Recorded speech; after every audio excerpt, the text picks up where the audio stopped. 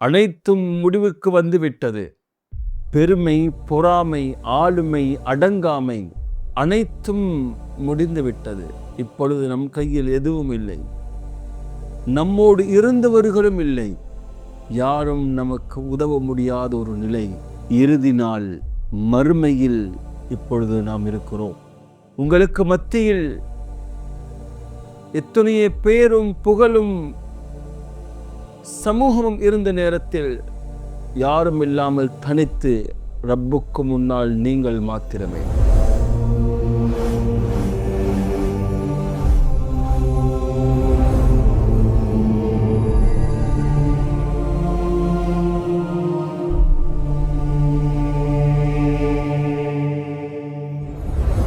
واتقوا يوما ترجعون فيه إلى الله ثم توفى كل نفس ما كسبت وهم لا يظلمون. அல்லாஹ்வுடைய கூற்று, ஒரு நாளை பயந்து கொள்ளுங்கள், ஒரு நாளை பயந்து கொள்ளுங்கள். துர்ஜஊன ஃபீஹி இலல்லாஹ், அந்த நாளில் அல்லாஹ்வின் பக்கம் நீங்கள் மீட்டப்படுவீர்களே, அந்த நாளை பயந்து கொள்ளுங்கள். அந்த நாளில் நீங்கள் எதை சம்பாதித்தீர்களோ அந்த நாள் அதற்குண்டான கூலி வழங்கப்படும். கொஞ்சம் கூட அதில் குறைவோ அநீதமோ இழைக்கப்பட மாட்டாது என்று அல்லாஹ் சொல்கிறார். கியாமத்துடைய நாள், இறுதி நாள், மறுமை என்னும் அந்த மஹ்ஷர் வெளியில் நாம் கெதி கலங்கி நிற்கிற அந்த ஒரு நாள் இருக்கிறது. يوم يفر المرء من أخيه وأمه وأبيه وصاحبته وبنيه. அந்த நாளில் அனைவர்கள் நம்மை விட்டு விரண்டு ஓடுவார்கள். அந்த நாள் எத்தகைய நாள்? தன் சகோதரன், தன் உடன் இருந்தவர்கள், எஃபிர்ரு மின்ஹு, அந்த நாளில் அவனை விட்டு ஓடி விடுவார்கள்.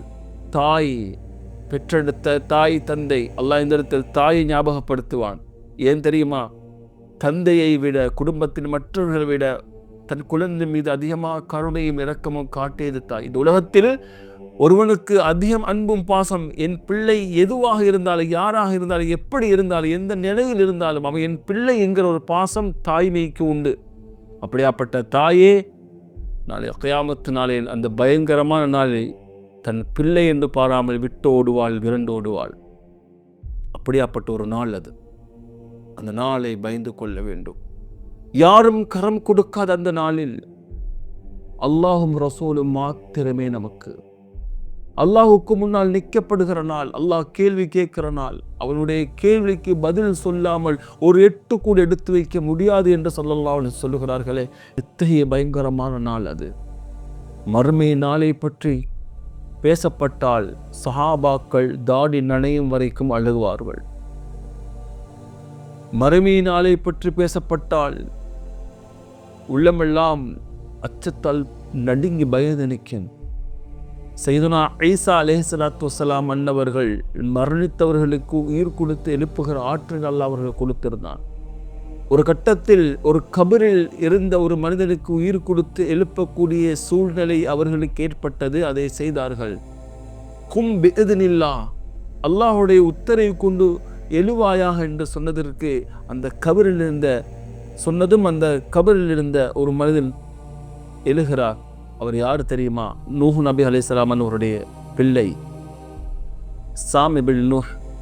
அவர்கள் எழும்பொழுது தலைமுடியெல்லாம் நிறைத்து இருந்தது, எல்லாம் நிறைத்து இருந்தது. ஈசா அலைஹிஸ்ஸலாம் கேட்டார்கள், சாம் இப்னு நூஹே, நூஹ் அலைஹிஸ்ஸலாம் மகனே, நீண்ட நாட்கள் கபரில் வாழ்ந்து இப்பொழுது எழுந்திருக்கிறீர்கள். அல்லாஹுடைய உத்தரவு பிரகாரம் நான் உங்களை எழுப்பியிருக்கிறேன். உங்கள் தலையில் நரை முடி பார்க்கிறேனே, உங்கள் தலையில் நரை முடி, உங்கள் காலத்தில் முடிகள் நரைக்காது, இது எப்படி வந்தது என்று கேட்கிறார்கள். அதற்கு அவர்கள் சொன்ன பதில், ஈசா அலைஹிஸ்ஸலாமே, நீங்கள் என்னை கபரிலிருந்து எழுப்பும் பொழுது நான் நினைத்து விட்டேன், கியாமத்து நாள் வந்து விட்டதோ என்னமோ தெரியவில்லையே. அல்லாஹ் என்னை கபரிலிருந்து எழுப்பிவிட்டான், மறுமை நாள் வந்து விட்டதோ என்கிற அச்சத்தில், பயத்தில் என் தலைமுடியெல்லாம் நரைத்து விட்டது. கியாமத் நாளை பயப்படாதவர்கள் யாரும் இல்லை. சர்வ சாதாரணமாக இன்றைக்கு நாம் நடமாடுகிறோம். நரகத்தை பற்றும் பயமில்லை, மஹ்ஷரை பற்றும் பயமில்லை, கேள்வி கணக்கும் பயமில்லை, சிராத்துல் முஸ்தகீம் பாலத்தின் பயமில்லை, மீசான் தராசின் பயமில்லை. சூரியன் தலைக்கு மேல் ஒரு ஜானுக்கு மேல் தன் வெப்பத்தை வெளிப்படுத்தக்கூடிய கொடூரமான நாள். அந்த நாளை பற்றி பயம் யாருக்கும் இல்லை. சர்வசாதாரணமாக கடந்து செல்கிறார்கள். ஆனால் நல்லவர்களிடத்தில் அதை பற்றி ஞாபகப்படுத்தினால் கண்ணீர் விட்டு அழுவார்கள், கதறுவார்கள், பயப்படுவார்கள். சையதுனா உஸ்மான் இப்னு அஃபான் ரலியல்லாஹு தஆலா அன்ஹு கபரை பார்த்தாலே பயந்து அழுவார்கள் என்றெல்லாம் வரலாறு இருக்கிறது. மறுமையின் முதல் வீடாகிவிட்டதே, இங்கு நான் எப்படி இருக்க போறேன் என்று தெரியவில்லையே. சுப்ஹானல்லாஹி வ பிஹம்திஹி, என்னமோ சொர்க்க சீட்டு நம் கையில் கொடுக்கப்பட்டதை போலல்லவா வாழ்ந்து கொண்டிருக்கிறோம். எந்த பயமும் இல்லை, எந்த அச்சமும் இல்லை, சுதந்திரமாக சுத்துகிறோம். அன்புக்குரியவர்களே, அந்த மறுமை நாள், அதிபயங்கரமான நாளில் அல்லாஹுடைய அருளுக்கு உரியவனாக நானும் நீங்கள் ஆகுவதற்கு என்ன செய்ய வேண்டும்? இதுவரைக்கும் பேசப்பட்ட அத்துணை தகவல்களிலும் மறைந்திருக்கிற ஒரு உண்மை, அல்லாஹுக்கு நீங்கள் உண்மையாக இருப்பதுதான். அந்த நாளில் ஒளிந்து கொள்ள இடமில்லை, ஓடுவதற்கு வழி இல்லை. அங்கு கேட்கப்படுகிற அத்துணை கேள்விகளுக்கும் நமக்கு விருப்பம் இருக்குதா இல்லையா என்று அங்கு பார்க்கப்பட மாட்டாது. எதுவாக இருந்தாலும் அதை ஒத்துக்கொண்டே ஆக வேண்டும். தன்னை சுற்றி குடும்பத்தினர்கள், தன் மனைவி, பிள்ளைகள், பெற்றெடுத்தவர்கள், உடன் பிறந்தவர்கள், நாம் சமூகத்தில் பெரியவர்களாக நம்மளை மதித்த மற்ற மக்கள் அத்துணை பேர்களும் சூழ்ந்திருக்கிற அந்த நேரத்தில் நீ இந்த தவறை செய்தாயா என்று கேட்கும் பொழுது தலை குனிந்து வெக்கித்து ஆம் என்று சொல்வதை தவிர வேற வழி இல்லாத நிலை. அந்த நிலை யோசிச்சு பாருங்க. ஒரு சிக்கல் பிரச்சனை வந்து போலீஸ்காரரிடத்தில் சிக்கிக்கொண்டு அவர் கேட்கிற கேள்வி, ஒரு நீதிபதி கேட்கிற கேள்விக்கு விருப்பம் இருக்குதோ இல்லையோ அது ஒத்துக்கொண்டுதான் ஆக வேண்டுங்கிற கட்டளை அதிகமாக உண்டு. ஆனால் அதிகாரமும் ஆட்சியும் பதவியும் பட்டமும் காசும் பணமும் இருந்தால் அங்க சமாளிச்சிடலாம். ஆனால் இங்கு அல்லாஹ்விடத்து அது சமாளிக்க முடியாது. நான் சொல்ல வருவது, அந்த நேரத்தில் ஒரு பிரச்சனை சிக்குண்டு ஒரு போலீஸ்காரரிடத்திலேயோ ஒரு நீதிபதியோட இடத்திலேயோ நம்மளை கேள்வியில் விசாரிக்கும் பொழுது நம்ம உள்ளம் எவ்வளவு பயப்படுகிறது, அஞ்சுகிறது, பதட்டத்தில் துடிக்கிறது. இதைவிட 1000 மடங்கு அதிகமாக இருக்குமே அந்த பதட்டமும் பயமும். எனக்கு சொர்க்கமா நரகமா என்று தெரியாத ஒரு சூழ்நிலை அல்லவா? அன்புக்குரியவர்களே, அந்த நேரத்தில், அந்த இறுதி நாளில், அந்த இறுதி கட்டத்தில் அல்லாஹ் உங்களோடு நடந்து கொள்ளுகிற சில பண்புகள் இருக்கு. நான் என்ன சொல்ல வருகிறேன், ஒரு நல்ல மனிதருக்கு, ஒரு சாலிஹான மனிதர், அவர் வெற்றி பெறுவார். நீங்கள் பாவியாக இருந்தால் உங்கள் நிலை எதுவாக இருக்கும் சிந்திக்க வேண்டும். ஆனாலும் கருணையாளன் ரப்புல் ஆலமீன், இரக்கமுள்ள ரப்புல் ஆலமீன் சில சந்தர்ப்பங்களை, வாய்ப்புகளை அங்கு கொடுப்பான். அல்லாஹ் கருணை காட்டுவான், இரக்கம் காட்டுவான், பிழைகளை மன்னிப்பான், தவறுகளை சரி செய்வான். அவன் கருணைனான். ஆனால் பிற அடியாறுகளுக்கு,